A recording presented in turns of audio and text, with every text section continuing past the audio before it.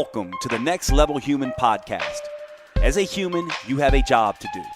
In fact, you have 4 jobs: to earn and manage money, to attain and maintain health and fitness, to build and sustain personal relationships, to find meaning and make a difference.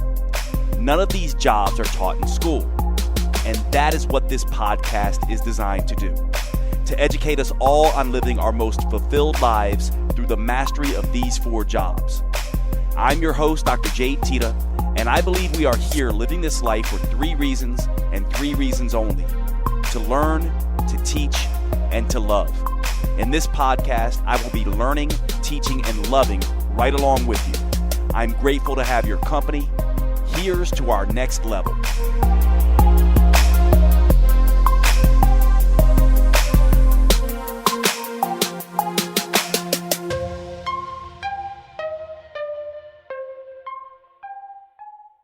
What's going on, everybody? Welcome to today's show. Today we are back talking about self-development. And this one is going to be a little challenging, I think, but I think it's going to be really interesting to many of you. And this is really about the idea, what we're going to talk about today is the idea of stories and how we humans live stories. Essentially, some of these stories are stories that we essentially inherit from our environment, our family, our upbringing, etc. I would call these seed stories. These are sort of these stories that we believe or are given when we're young by our family, the culture, siblings, interactions with humans, whether the world is safe or not. And many of these, quote, seed stories are unconscious. We don't really realize that we're living into many of these stories. And there are some of these stories will follow us throughout our lives. And in my mind, there are 4 stories that I think they can act as seed stories, but sometimes we just pick these up along the way, especially here in the Western world. And I call these the 4 untruths, or the 4 negative stories, right? They really permeate everything that many people do. And these stories oftentimes get kind of blown up along the way as we're going through life because of some of the suffering that we endure. However, more times than not, they are the cause of the suffering. In other words, in life, lots of things happen to us humans. And we need to understand how to cope with these things, this suffering that comes our way. And to a very large degree, the stories that we tell ourselves about suffering and the way we orient ourselves towards difficulty, fear, failure, and suffering will determine how much we suffer. And so these 4 untruths are something that I think sort of seeps in and makes life very difficult for us when it doesn't necessarily have to be. Now, these 4 untruths, what I'm calling the 4 untruths here, are going to be hard for many people to fathom and to understand and to accept. And the reason they're going to be is because these stories are stories that you, me, the rest of us see as definitive. We see them as absolutely true. And because of that, when I present these stories and blow these stories up or present another way of looking at these stories, you potentially will be triggered. Now, that is the point. The point is to be triggered. In fact, I would say one of the primary ways to determine our own maturity and the immaturity of another person is to watch and see how triggered they become when they are confronted with people who are acting differently, looking differently, speaking differently, believing differently than them. We've talked about this in past episodes, but base level humans become very triggered by anyone who is different. They see them almost as threatening. Remember, they want power and certainty. And so if they have a belief, they want to be certain about that belief. They want stability. They do not want that belief questioned, because then it causes uncertainty in their mind. And this is why people who look different than a base level human, people who think different than a base level human, people who have different beliefs, people who disagree, even disagreement will trigger a base level human. So if you ever see someone get annoyed or triggered by presentation of different ideas, you can rest assured this is largely someone who is operating from their base level human tendencies. And so we all do this, by the way, right? The idea of base level human, culture level human, next level human, these monikers are not to say one is better than the other. It's to say we have all three of these states within us, and we need to understand that and understand when we are acting from this place. So your base level self may be triggered with some of these, what I'm calling untruths, because you're going to see them as truths, perhaps. And me calling them untruths may trigger you. So be ready for that. And I hope that when you listen to this podcast, this is oftentimes what happens, that you learn to see things perhaps a different way, but more importantly, you just learn to hear different ideas that may not always be prevalent out there in the world, that people are not necessarily talking about. This is really about getting us thinking about how to be better. So what are these 4 untruths? To me, these are stories that we just accept, hook, line, and sinker. We do not question them. Story number 1, I'm going to go through them all, tell you all 4 right now, and then we're going to go through them in depth. Story number 1, untruth number 1, is the idea that I am special, that you are special, that I am special. This belief that we are somehow special.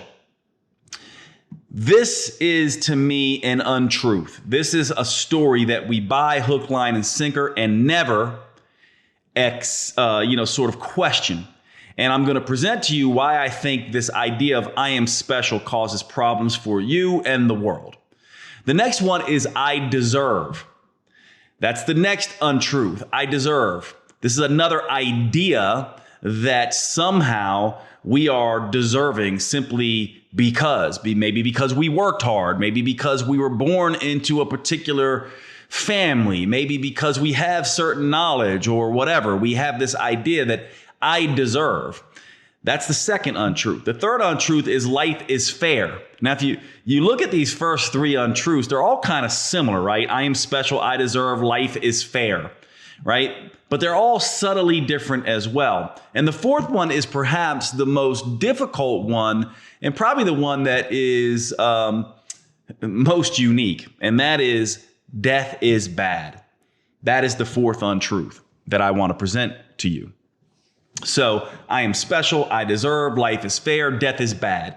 These are 4 stories that we humans live into, oftentimes unconsciously. And I want to present to you how looking at these stories, changing your relationship to these stories, and perhaps seeing the opposite, that you are not special, that you do not deserve, that life is not fair, and that death is not bad, can potentially free you from some of the suffering that you might be enduring in your life and free others from suffering at your hands, intentionally or unintentionally. So let's talk about story 1, untruth number 1, the I am special story.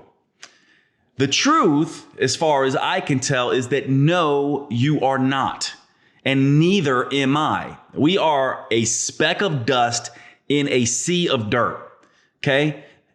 What about us makes us any more special than any other human? How many billions of people are on the planet? Not to mention that, other animals and plants and everything else. We are just a speck of dust. We are a tiny part of a much, much larger whole. In other words, we are part of an ecosystem. This idea of I am special comes from this belief in vertical hierarchies, the better than hierarchies, that I am somehow up here and you are somehow down here. That humans are better than animals, let's say. That women are better than men, or men are better than women, or white people are better than black people, or black people are better than white people. You see these hierarchies all over the place. That Russians are better than Americans, or Americans are better than Russians, right? Or vegans are better than meat eaters, and meat eaters are better than vegans. This is what we do as humans. As soon as we try to set ourselves apart as special, it creates a vertical hierarchy. It creates someone who's less special. It immediately, as soon as we say, I am special, it immediately sets us up as someone better than. And as soon as we set ourselves up as someone better than, it gives us permission, consciously or unconsciously, to look down on other people, people who maybe aren't as special. And this comes from this very wrong belief in my mind of competency hierarchies being how the world works. Now, there's no doubt about it.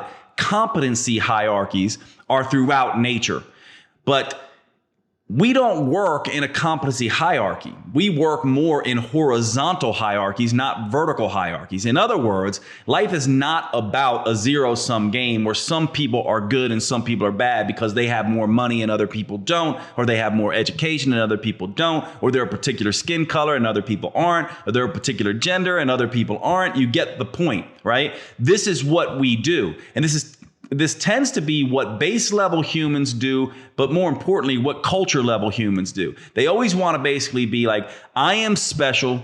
My team is better than your team. I'm either better, which would be base level. I'm better than everyone. That's a base level thought. Or people like me are better than people unlike me. That's a culture level thought. Now, if we want to be good humans, we want to give up this idea that I am special, because we will realize that when we see ourselves as special, we automatically can then begin to see other people as less than. And so what we want to be thinking about is horizontal hierarchy. So let me give you an example of a vertical hierarchy versus a horizontal hierarchy. A vertical hierarchy would be looking at life as it's one single game. So let's say a vertical hierarchy defines life as American football. And on the American football field, there are certain positions that are better than other positions. More important, the quarterback, the running back, the wide receiver, being more important than, let's say, the lineman or something like that. Now, even within this vertical hierarchy, what you have to look at is that there's horizontal hierarchies within this. So if we're talking about American football, a team that or a game that requires 11 people all working together, if you take away the lineman, what happens to the quarterback? He cannot function, can he? If you take away the quarterback, what happens to the lineman? Then they're protecting nothing. Then you can't score. So in other words, a horizontal hierarchy simply says that no one is better than anyone else, but people have their roles that they play. And by playing those roles all out, authentically and honestly, the whole game works. And so that the linemen are no better than the quarterback, which are no better than the wide receivers, which are no better than the running backs. Offense is no better than defense. In fact, we need all of these parts to work. So by seeing, let's say, someone as less than you, you can begin to create problems. Let's think about how this plays out in the world. Let's say that you believe consciously or unconsciously that you and your team are more special. So let's just take it a little bit political. Let's say people with money who have done well with money and people with education are somehow better than. Okay, so let's suppose that that's true and that we consciously or unconsciously believe this, that we are special in this way. And as a result, we might, as we walk down the street, see someone who's panhandling or see someone who is less educated or doing what we would consider a menial job as less than. And so what we would be doing is we'd be less likely to empathize with them or to look at the role that they play, or look at their human potential, their purpose potential as a human, that the role that they might be playing may be a useful one. Think about it. Every human on the planet has something to teach. Even a homeless person, if you ended up homeless, could teach you how to find shelter, how to procure food, how to earn a living out on the street. In other words, everyone has something to offer and teach. Everyone has something to give in terms of their energy or their generosity or their kindness. Everyone has a potential to do good in the world. However, if we ignore that and see these people as less than, then perhaps we continue to say, well, they don't deserve our help. And then all of a sudden, more people become homeless and we continue to ignore them. And then next thing we know, we have homeless people on every corner. Theft has gone up because people don't have money and they're doing what they need to survive.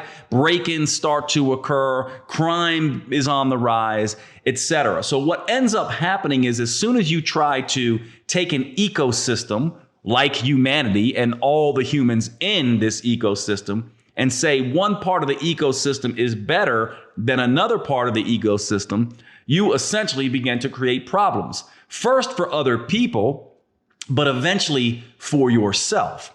So here's another way of looking at this story of I am special. You may not be special.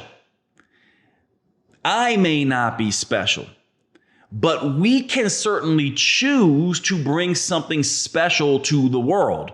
We can choose to be a meaningful, inspiring, loving experience for others. We can choose to see ourselves as no better or no different. We can choose to see ourselves as simultaneously powerful and important, and at the same time, not special and not that important compared to other people. In other words, this I am special thing comes from the idea of competency hierarchies and looking at humanity as a hierarchy, a vertical hierarchy instead of a horizontal hierarchy, when we are really an ecosystem. It's about seeing how we are all connected. And if that we don't take care of each other, we will eventually destroy each other in the process. This is why I think this I am special belief system is wrong and potentially harmful to you and others. Not to mention the fact if you show up in the world, in just your little world, within your family, with your significant others, your lover, your coworkers, your peers, and you have this idea that I am special, pretty quickly you're going to begin to turn people off. No one likes a prima donna, someone who thinks that they are special. We have a word for this. It's an overused word, and I'm going to do a whole podcast on this. But narcissism, this is what we call a narcissist. Someone who sees themselves as special and privileged and better and more important than everybody else, and the whole world revolves around them. Again, this is a very childlike, base level belief system. You are not special. Neither then am I, but we can choose to bring something special to the world. This is this idea of being special or not special. Now, to go along with that, there is the next story or the next untruth, which is the I deserve story, right? So the truth of this is we humans deserve nothing. Think about it, right? Millions, billions of other humans since the dawn of humanity have gone through the same pain that we have been through or worse, right? So it's like we deserve better or we don't deserve this pain. Says who, right? And this is somewhat related to being special, where people say, well, my pain is special, or I deserve, or because I was cheated on, or I was a victim, or I worked hard, or whatever it is. Millions of people have worked hard and not gotten what they would have been their, quote, fair share. Millions of people have been injured, have been ill, have died from cancer, have been cheated on, have had difficult relationships with their mother or their father, or have been, all kinds of horrible things have happened to all humans since the dawn of time, and that will continue to happen. What makes you think that you are special or you deserve anything different than any other human. Millions have had good looks, they've had great talent, they've had hopes, they've had dreams, and yet many of those people have not gotten whatever it is that you think or I think or we think they, quote, deserve. I'm sorry to break into the show, but I wanted to take a second to cover one of our sponsors and tell you all about Paleo Valley at paleovalley.com. These are the grass-fed sticks that I tell you all so much about that all of my friends know I have on hand constantly. They are in my car. They are at my house. I keep them at my sister's home and my parents' house. I have these things everywhere because they are the simplest, most convenient whole foods protein supplement you can get. Almost like carrying around pure protein, low carb protein in your pocket. They also, these Paleo Valley beef sticks are the only 100% grass-fed and grass-finished beef sticks on the market. They use organic spices. They are naturally fermented instead of using nitrates and nitrites that can be a problem in some of these cured meats, and they simply taste fantastic. Check out the original or the jalapeno. Those are my favorites. Please make sure you go over to paleovalley.com and visit. When checking out, use the code NEXTLEVEL for a 15% discount. Remember, our sponsors keep the show going by you giving them your patronage and spending your money on these high quality products. You actually do a few things. One, you're helping to support the podcast. And two, you are helping your health.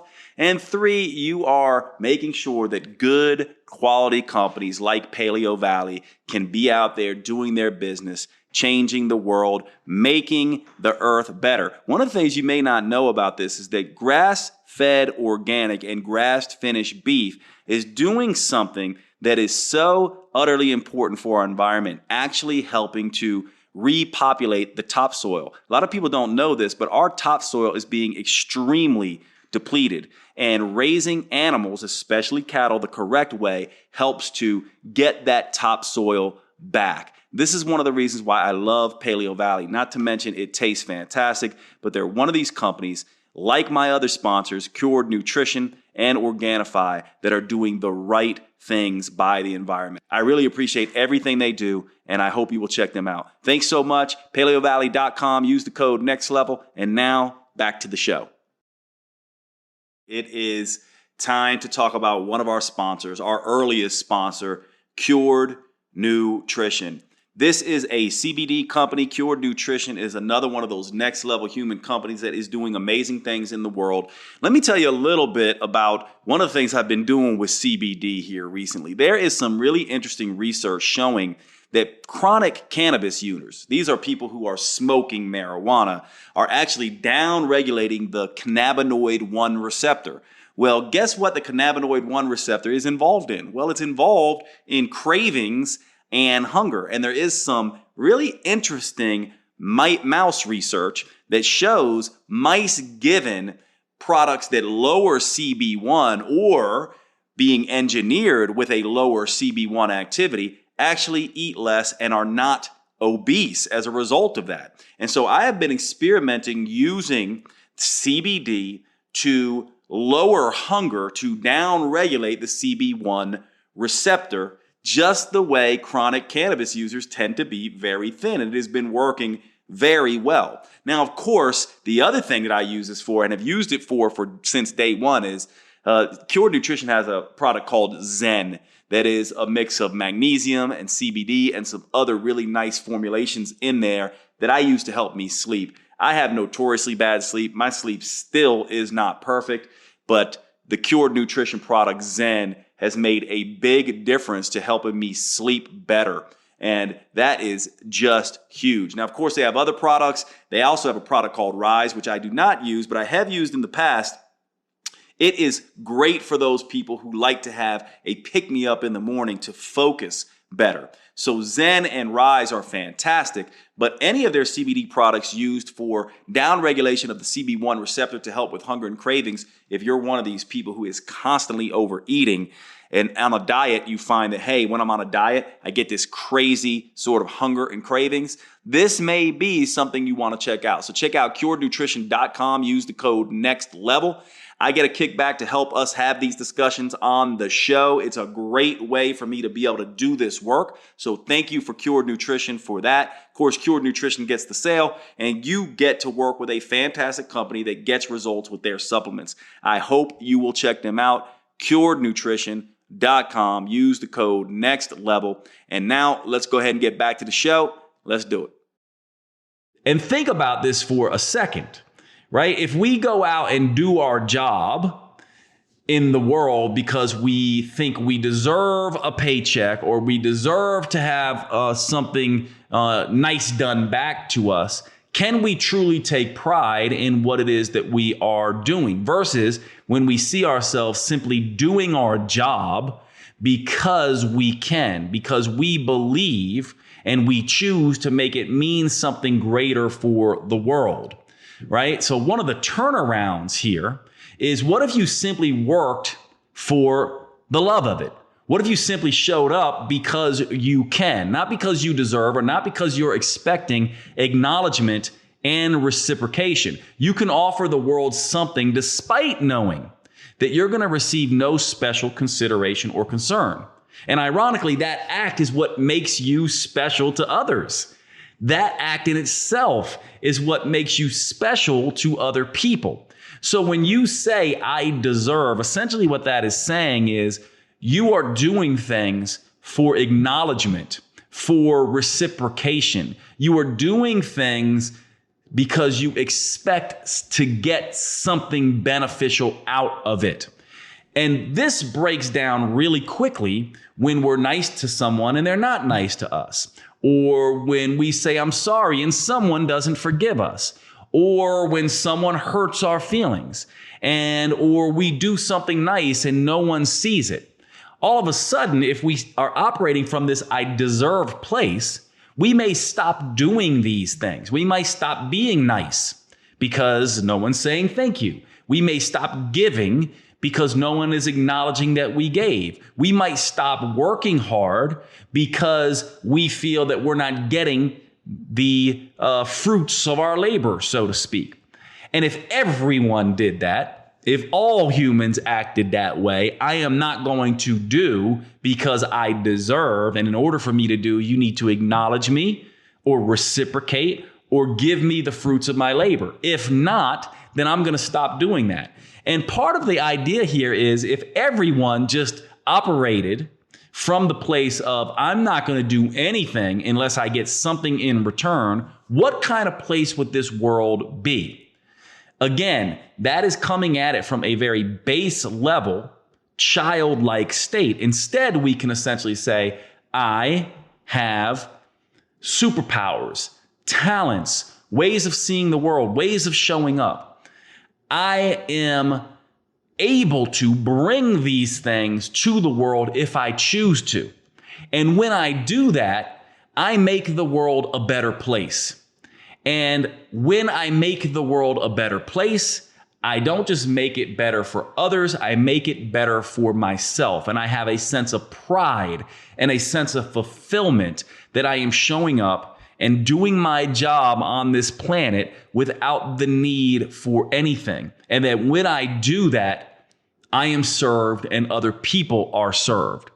And when I do that, when I blame and I complain and I woe is me and I say, oh my God, I didn't get my due, then I suffer more. Instead of saying, this is my job. I do it and I show up. I take responsibility for what I do in the world. I take responsibility for showing up as a good human.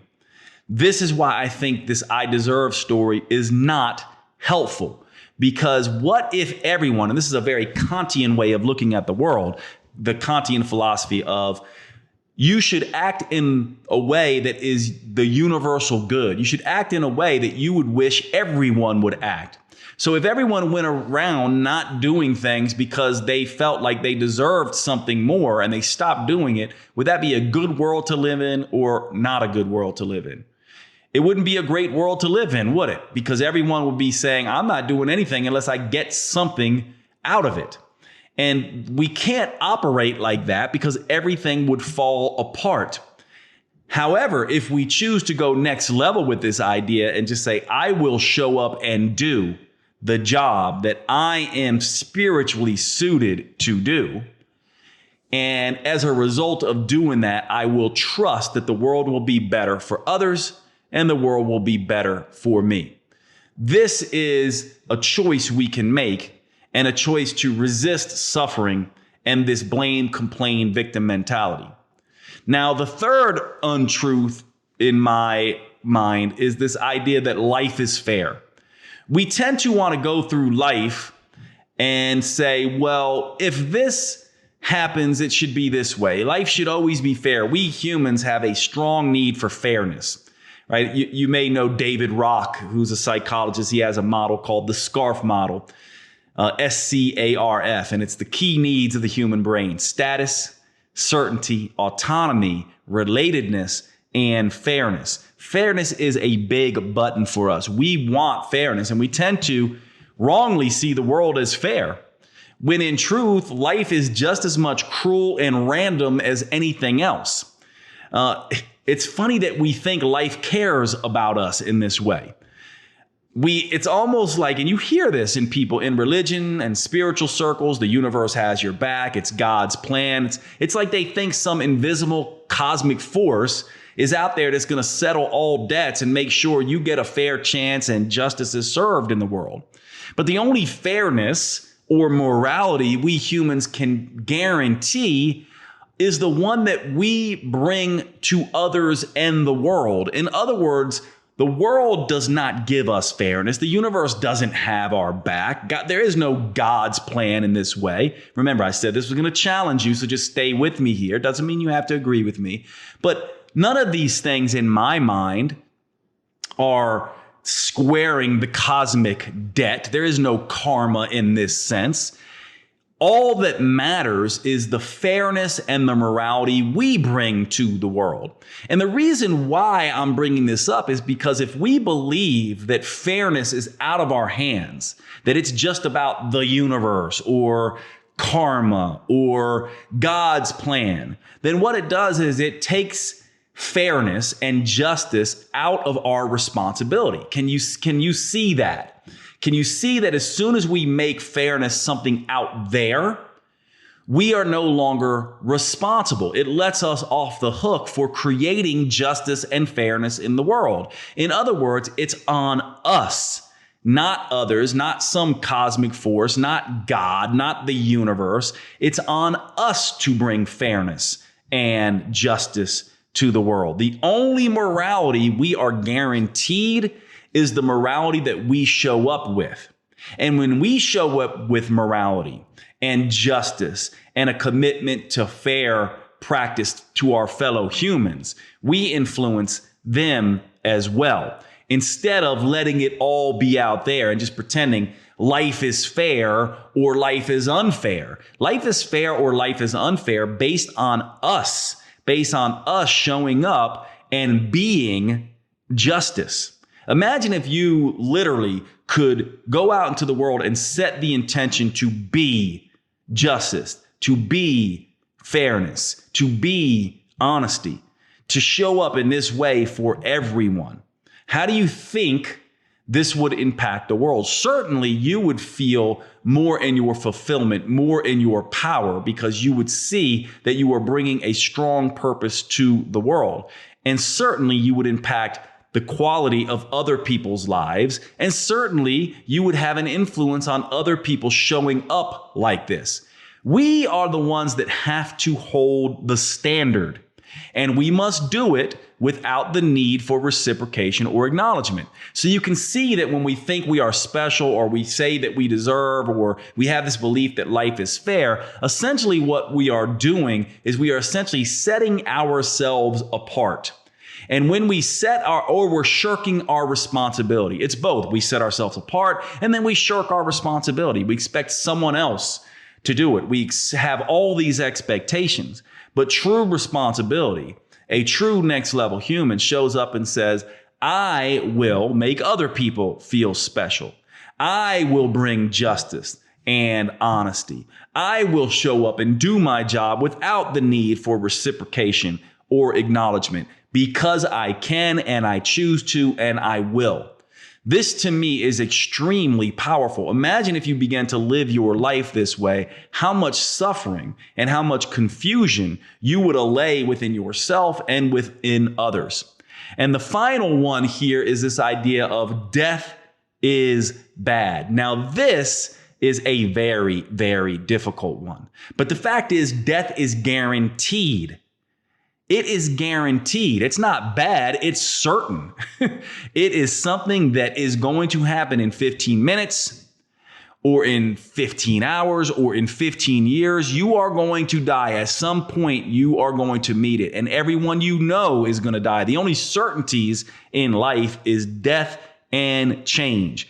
It is guaranteed. So how silly is it to be afraid of something that is so much a part of who we are as living beings, as humans? How utterly stupid is it to talk about what we all must experience as something bad and fearful? Every human who has ever lived or will live is going to die. And if they can do it, so can you. It's funny, my father, when I went and got my license at 16 years old, he asked me, he said, Jade, are you afraid? Are you worried that you won't get your license? Are you afraid of driving? I'm like, you know what? I am a little bit nervous. And he goes, you know what, Jade, don't worry about it. You know how many people out there who aren't that smart, aren't that conscientious, aren't, very, can't even see well or hear well, and they have gotten their license and they're all out on the road and everyone's largely safe. If they can do it, you can do it. Well, I oftentimes think about that because I also think about every human has died. Every human has died from every possible thing that you could be afraid of. Attacked by sharks, bitten by dogs, mauled by a bear, down in an airplane, whatever it is, the cancer, heart attacks, everyone dies in battle, wounds, accidents. If they can do it, then we can do it. So in a sense, death is not bad. Death is guaranteed. We can't know the circumstances that we're going to die, but we certainly can reframe death. The way that we can reframe this idea of death is bad is to start to look at this as, and the way I have started to look at it, taking my cue from some of my readings of the Stoics like Marcus Aurelius and Epictetus and Seneca and others, and this idea that death is a reminder. Death is a prodding force. Death is almost like a best friend or a parent, or someone that loves you deeply and wants to see you achieve the thing that you are on this planet to be, to do, to see, to experience. In other words, death is what's holding you accountable. Without death, there would be no urgency in life. There would be no beauty, one could argue, in life, because beauty can only be appreciated when you realize how fleeting it is and how tenuous it is. Beauty is an energetic experience. It's this idea that something is profound and enhancing and wondrous and mysterious, but can't be owned, can't be grasped, can't really be something that belongs to us. This is when beauty is at its best. And these are the things that create this awe type of experience, these fleeting types of things. When you go on a hike and you climb up that mountain and you look over this beautiful ridge and see these mountains, you have this awe experience. And then you say, this is not going to last long. I am here for a brief period of time.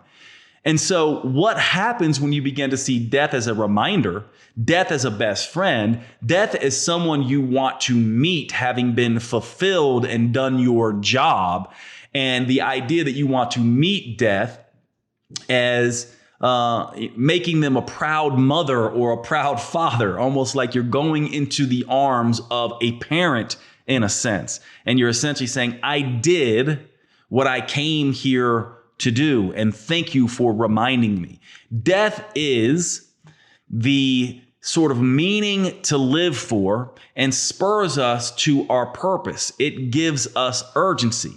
And we can make a choice to either fear death and ignore death, or to embrace it. So how, you might say, well, Jade, how do you embrace death? Well, one way I have done it is I have the Stoic saying, memento mori, on my chest. So every morning when I get up out of the shower, look in the mirror, brush my teeth, get ready for the day, I see memento mori. It means remember death.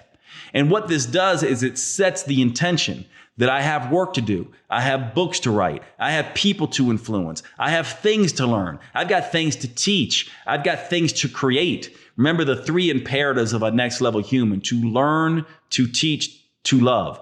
Love being synonymous with sharing and creating. I don't mean love in a romantic sense. I mean love in that loving the world. Well, how do we love the world? We create something useful for it, something positive for it.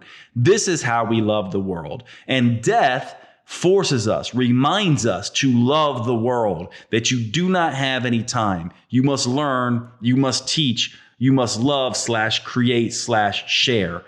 This is what death is reminding. So if we see it as bad and fearful, we miss all of the beautiful things it can present to us. We miss this idea of being charged up by the fact that we cannot be here forever.